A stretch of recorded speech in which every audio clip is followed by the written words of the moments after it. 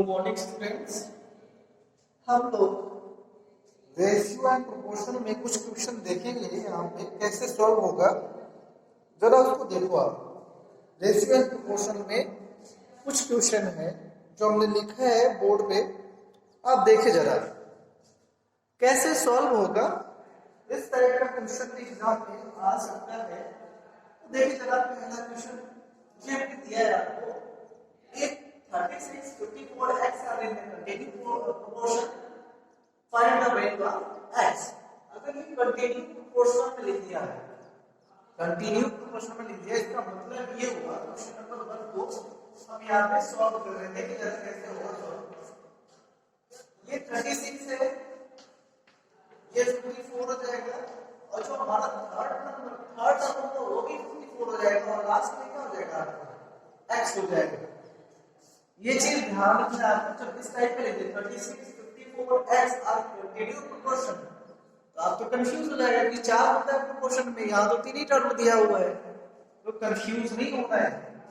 Continue proportion का मतलब ये होगा कि जो 54 वाला है, बड़े वाला है, कितनी बार आएगा, 2 टाइम आएगा, और आप इसको अच्छे से सोल्व कर सकते हैं। तो क्या हो जाएगा, 26 54 as 54 x।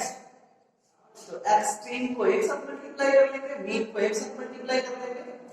एक्सट्रीम कौन सा है हमारा, 36 एंड x एक्सट्रीम है, तो 36 into x, और ये इक्वल हो जाएगा, ये किससे मल्टीप्लाई हो जाएगा, 54 into 54।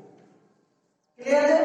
अब यहां से x की वैल्यू क्या आ जाएगी, 54 into 54 डिवाइडेड बाय 36। अगर 9 का टेबल आपको याद हो, ऐड कर देते हैं, 9 4 जा 36 और 9 6 जा 54। तो इससे क्या होगा, 2 से होगा, क्या 2 से होगा, 2 2 जा 4 और 2 27 जा 54। फिर 2 से कट जाएगा, 2 1 जा 1, 2 3 जा, ये क्या हो जाएगा, 3 into 27 that is equal to कितना आएगा, 81। क्लियर है। तो ये आपको समझ में आ गया कैसे सॉल्व होगा, कोई डाउट तो नहीं है इसमें आपको। Very good. अब आते हैं नेक्स्ट क्वेश्चन पे, क्वेश्चन नंबर 2 पे। देखिए जरा क्या दिया है क्वेश्चन नंबर 2। मैं क्वेश्चन नंबर 1 को इरेज कर रहा है, ठीक है। क्वेश्चन नंबर 2 देखो आप, क्वेश्चन नंबर 2 क्या दिया हुआ है, find the third proportional to 9 and 12।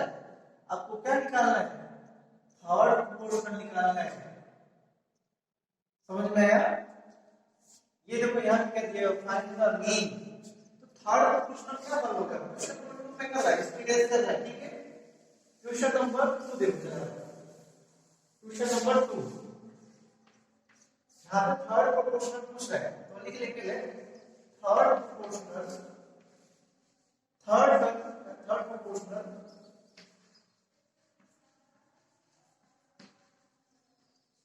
Equal to x। तो क्या हो जाएगा यहाँ पे, पहला दूसरा, अभी क्या हो जाएगा, 9 12 और x टाइप का हो गया। अब इसको कैसे करोगे आप, 9 is to 12, तो एक्चुअली में है क्या, 9 12 12 x। अब ये क्या हो जाएगा, 9 is to 12 as 12 is to x। समझ में आ रहा है, क्वेश्चन देखना है आपको। क्वेश्चन रीड करोगे तो कंफ्यूजन बहुत सारा आएगा, इसलिए हमने थोड़ा डिफरेंट टाइप का क्वेश्चन ले दिया है ताकि आपको कोई भी डाउट ना रहे एग्जाम में, और कोई भी क्वेश्चन आता है इस टाइप का तो क्लियर है। Continue proportional, find the value of x। यहां पे दे दिया है कि find the third proportional to 9 and 12, तो आप कर सकते हैं इसका, सेम ऐसे ही प्रतीक हो जाएगा। Very good. अब आते हैं क्वेश्चन नंबर 3 पे। क्वेश्चन नंबर 3 क्या निकालना है आपको, find the mean proportional 8 and 18। Third proportional समझ में आया ना, इसमें कोई दिक्कत तो नहीं है, ठीक है। अब आते हैं क्वेश्चन नंबर 3 पे। क्वेश्चन नंबर 3 क्या कह रहे हैं, find the mean proportional, find the mean proportional between 8 and 18। क्या निकालना है, 8 और 18 का जो मीन प्रोपोर्शनल होगा उसको निकालना है। कैसे निकालोगे आप बताओ, find the mean proportional 8 and 18। कितना आएगा? तो थर्ड प्रोपोर्शन आपको पता नहीं है तो मीन प्रोपोर्शन पता नहीं है, मान लेंगे let mean proportional between A and B is equal to x। A and B का मीन जो प्रोपोर्शनल होगा क्या हो जाएगा x। तो मीन में क्या क्या आता है, जो सेकंड नंबर पे होता है और थर्ड नंबर पे होता है, एक्चुअली में क्या हो जाएगा 8 हो जाएगा, x हो जाएगा, x हो जाएगा और ये 18 हो जाएगा। क्लियर हुआ? मीन वाला क्या होता है जो बीच में आता है, तो ऐसे इसको कैसे लिखेंगे 8 is to x as x is to 18। Solve कैसे करेंगे इसको, एक्सट्रीम को एक्सट्रीम में मल्टीप्लाई कर देंगे, मीन को मीन से मल्टीप्लाई कर देंगे, तो mean into mean is equal to extreme into extreme. Clear है? बाकी आपको आता है x की वैल्यू निकालना, स्क्वायर हो जाएगा ये, तो क्या हो जाएगा x स्क्वायर पाइथागोरस ट्रिपलेट इसमें पढ़ाया है थोड़ा सा, ये क्या हो जाएगा मल्टीप्लाई करेंगे 8 8 जा 64 4 and 1 6 8 बन गया 1 और ये कितना आ जाएगा 44। और आप ये देखेंगे किसका स्क्वायर होता है, ये 12 का स्क्वायर होता है, किसका स्क्वायर होता है 12 का, तो x का वैल्यू क्या आ जाएगा x इक्वल टू 12। समझ में आया? क्वेश्चन नंबर 3 क्वेश्चन का वैरायटी है, आपको ध्यान रखना दिमाग में, जैसे कौन सा प्रॉब्लम सॉल्व होगा उसका मतलब क्या होता है। अब आता है क्वेश्चन नंबर 4 भी। क्वेश्चन नंबर 4 देखो जरा, if the third proportional to 7 and x is 28, 7 और x का जो थर्ड प्रोपोर्शनल है कौन सा है वो 28 है, तो इसको कैसे सॉल्व करोगे आप बताओ जरा। इसको बिठाया क्वेश्चन नंबर 3 क्या बात है, क्वेश्चन नंबर 4 में देखिए जरा इसको प्लेस कर रहे हैं। If the third proportional to 7 and x is 28, तो 7 और x और थर्ड क्या है इसका 28, तो इसको कैसे सॉल्व करेंगे, एक्चुअली में है क्या 7x x और 28।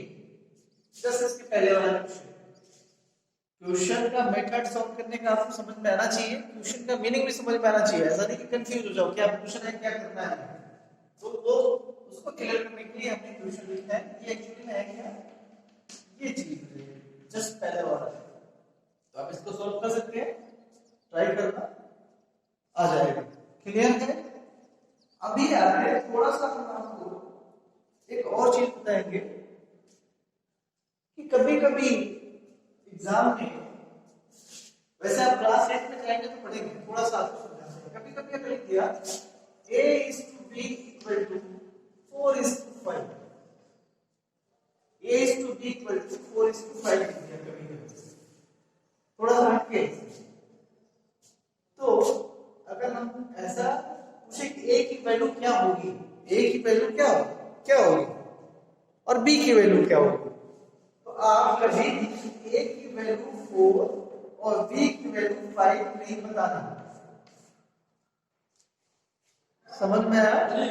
a is to b अगर 4 is to 5 है तो इसका मतलब ये नहीं हुआ कि a का वैल्यू कितना है 4 और b का वैल्यू 5, ये नहीं होगा कभी भी।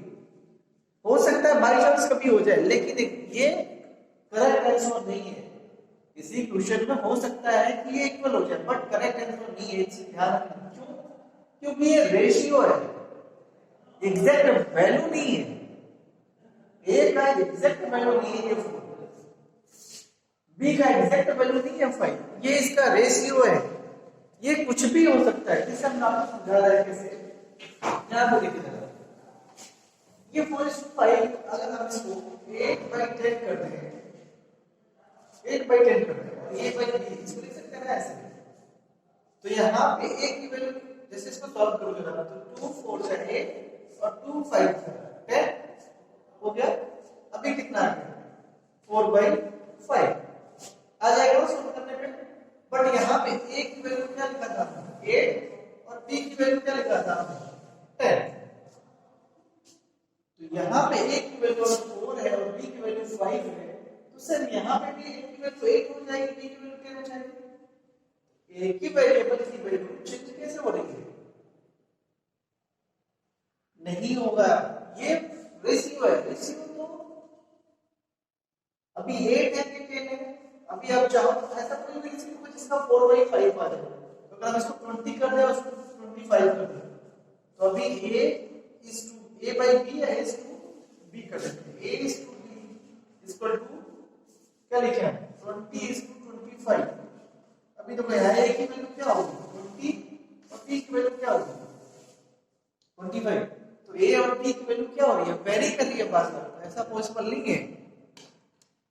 a और b जो रेशियो में अगर इसका वैल्यू रेशियो दिया हुआ है एग्जैक्ट नहीं होता है, इसी ध्यान रखना है, एग्जैक्ट से कंपेयर करके नहीं लिखना है। तो कैसे लिखेंगे इसको, ये भी है लिखना तो है, तो कैसे लिखोगे? क्योंकि ये एग्जैक्ट वैल्यू नहीं है, तो एक कोई वेरिएबल या कांस्टेंट ले लो, variable alpha, small alpha letter a b c, अगर a b है तो छोड़ो k ले लेते हैं, है ना, k x y कुछ भी ले सकते हो आप, और उससे मल्टीप्लाई कर देंगे। किसमें? अगर a की वैल्यू कितनी है, पहले नंबर पे जो है a पहले नंबर में, यहाँ पर भी जो पहले नंबर पे, तो उसमें हम मल्टीप्लाई कर देंगे। जैसे k लिया तो 4 को k से मल्टीप्लाई कर देंगे, तो a की वैल्यू क्या हो जाएगी 4k। अब k क्या है हमें नहीं पता है, b की वैल्यू क्या हो जाएगी हमारी 5। अगर हम a 4 लिखते हैं तो ये गलत है, b 5 लिखते हैं तो ये क्या है गलत है। क्यों? क्योंकि ये रेशियोज है, एग्जैक्ट वैल्यू नहीं है। एग्जैक्ट वैल्यू कब आएगी, जब हम k की वैल्यू इसमें पुट अप कर देंगे, और जब हम क्वेश्चन सॉल्व करेंगे तो आपको वहां पे k की वैल्यू या जो भी वेरिएबल से मल्टीप्लाई करेंगे हम लोग उसकी वैल्यू निकालेंगे, फिर यहाँ पे इसको पुट करेंगे, फिर मल्टीप्लाई करेंगे तो a की वैल्यू आ जाएगी। तो ये है रेशियो को सॉल्व करने का मेथड। तो ये चीज आपको दिमाग में रखना है, अगले साल क्लास 8 में भी आप पढ़ेगा रेशियो, तो वहां पे भी समझ में आएगा। अदरवाइज आप लोग जानते होंगे तो अच्छी बात है, अगर इस टाइप का कोई क्वेश्चन है तो आपको ट्राई करना सॉल्व करने के लिए, ठीक है। क्या यहाँ पे मेन था मकसद, a की वैल्यू आपको पूछे क्या है, यहाँ पे वैसे लिखा है तो डायरेक्ट नहीं बताना 4 होगा, है ना।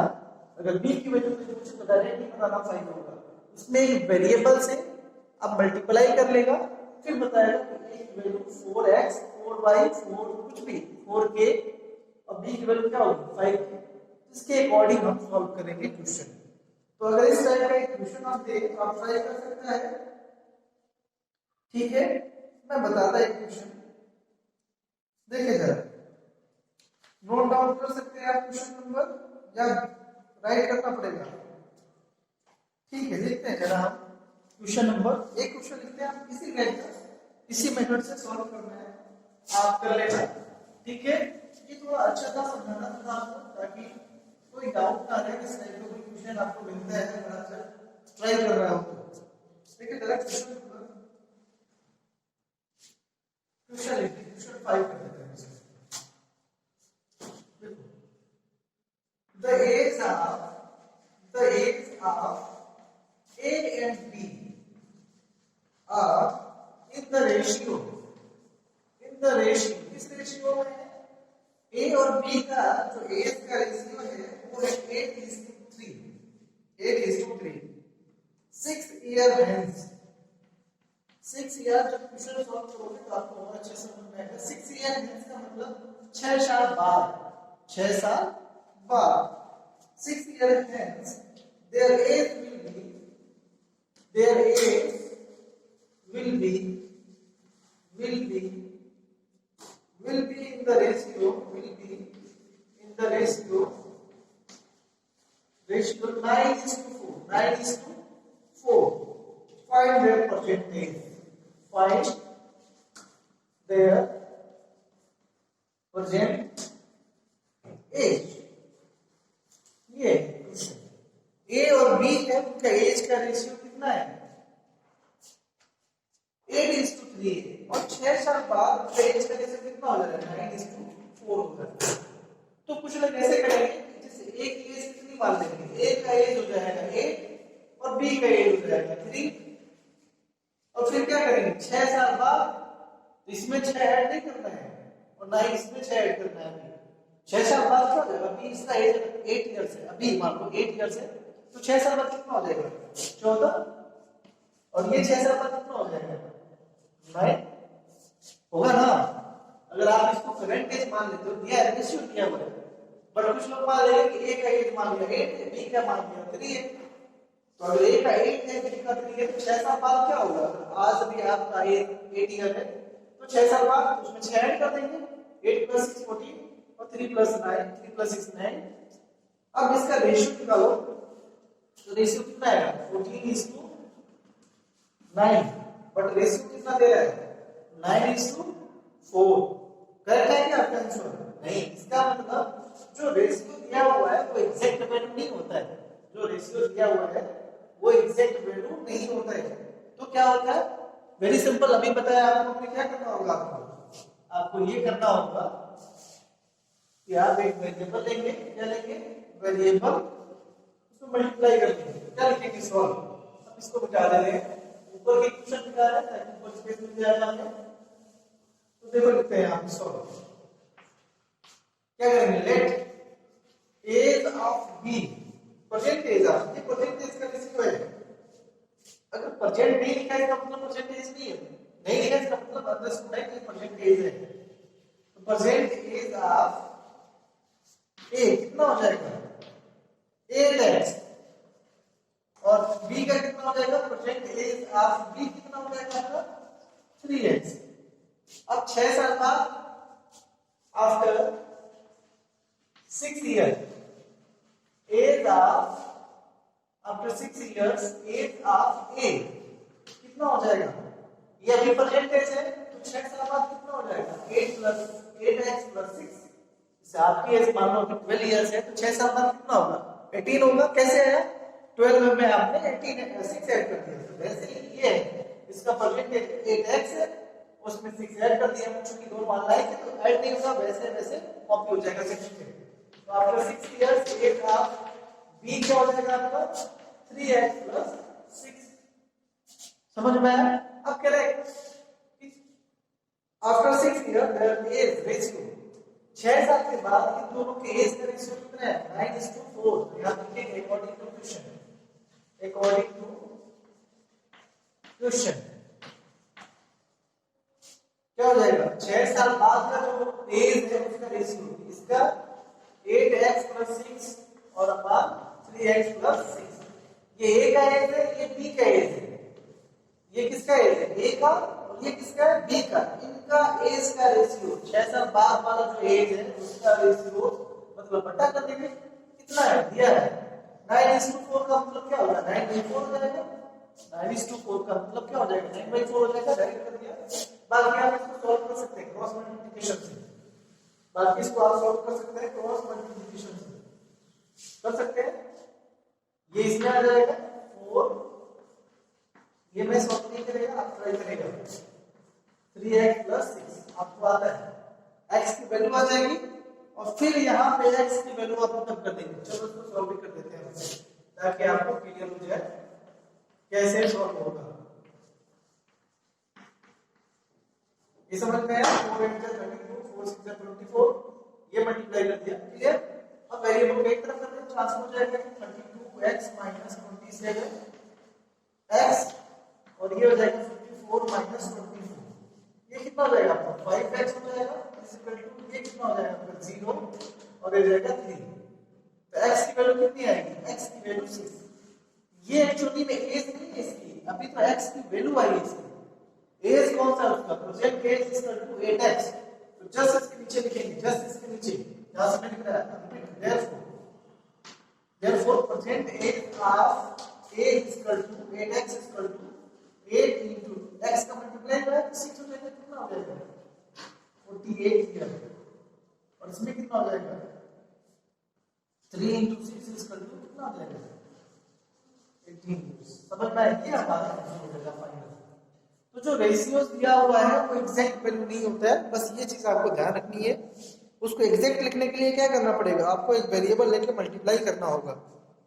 क्लियर है, कोई डाउट तो नहीं है आपको? समझ में आ रहा है? Very good. अब देखते हैं थोड़ा सा यूनिटरी मेथड क्या होता है, थोड़ा सा समझ लें इसको, बाकी आप ट्राई करते रहना। हमने लिखा यूनिटरी मेथड के बारे में। अब method in which the value of unit quantity is first obtain. ये एक मेथड है। कैसा मेथड है? इस टाइप के क्वेश्चन में आप एक यूनिट, अब एक कोई यूनिट है, एक कोई क्वांटिटी है, एक यूनिट की वैल्यू ऑफ यूनिट क्वांटिटी, एक क्वांटिटी का आप वैल्यू निकालते हैं, पहले उसको ऑब्टेन करते हैं, फिर बाकी जो दिया हुआ है उसको आप मल्टीप्लाई करके उसको फाइंड आउट कर लेते हैं। जैसे एग्जांपल में करते हैं और अच्छे से क्लियर होगा इसको आपको। से मान लो अगर दिया हुआ है, अगर एग्जांपल लेते हैं, if the cost of 9 toys is कितना है रुपीज? 333 रुपीज है। तो क्या करना है? Find the cost of 16 such toys। आपने इस टाइप का क्वेश्चन नोट किया होगा एग्जाम 6 में आने से पहले, आपने जब प्रिपरेशन किया होगा तो इस टाइप का भी क्वेश्चन किया होगा, आपने पढ़ा होगा इसके बारे में। तो क्या है? अगर 9 कॉस्ट ऑफ 9 टॉयज, अगर 9 खिलौनों का दाम, कॉस्ट मींस क्रय मूल्य, 9 खिलौनों का दाम कितना है? 333 रुपया है, 330 रुपीज है। 9 टॉयज का जो कॉस्ट है 330 रुपीज है, 33 रुपीज है। तो आपको ऐसे ही 16 टॉयज है तो कितना देना होगा आपको? तो सबसे पहले आप क्या निकालोगे कि 1 टॉयज का कॉस्ट कितना है। तो सबसे पहले क्या करोगे? Cost of 9 toys is equal to rupees 333 लिखना पड़ेगा।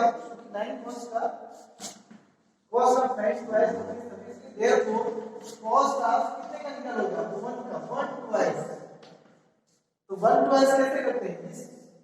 ये यहाँ पे मल्टीप्लाई होता है, या सिंपल अगर आपको याद आता है डायरेक्ट यहाँ पे डिवाइड कर दो। ये यहाँ पे मल्टीप्लाई तो कितना हो जाएगा? 1 से मल्टीप्लाई करेंगे इसमें तो सेम यही आएगा, और इससे डिवाइड होता है तो कितना हो जाएगा? अगर डिवाइड करेंगे तो क्या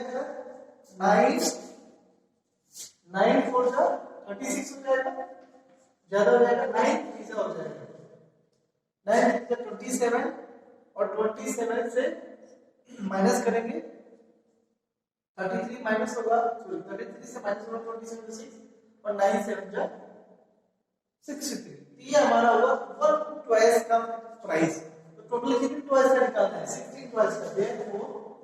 therefore cost of 16 toys is equal to 16 into 1 वाले से मल्टीप्लाई करेंगे, जो भी आपका आएगा ये इंक्रीज में आएगा। ठीक है, ये होता है यूनिटरी मेथड। सबसे पहले आप क्या करते हैं? एक टॉयज का आप एक क्वांटिटीज का, एक क्वांटिटी का प्राइस निकालते हैं, फिर उसको जितना रिक्वायर होता है उसको मल्टीप्लाई कर देते हैं। तो इस टाइप का क्वेश्चन है हमारा question number 2, exercise 8.1। Question number 2 देखे जरा। एक्सरसाइज 8.1 क्वेश्चन नंबर 2, ये हमारा यूनिटरी मेथड से ही लगेगा। आप देखें जरा इसको, ठीक है? आप इसको देखेंगे और इससे रिलेटेड जितने भी क्वेश्चन है बुक में आप कर जाना। यूनिटरी मेथड आपके बुक में बहुत सारे क्वेश्चन मिल जाएंगे, या जो भी रेफरेंस बुक है उसमें मिल जाएगा, तो आप उसको ट्राई करना यूनिटरी मेथड। ठीक है, बाकी हम लोग आगे का क्वेश्चन नंबर 3 करेंगे कल। क्लियर है? ओके ओके बच्चों, फिर आप ये करेगा। Okay, thank you.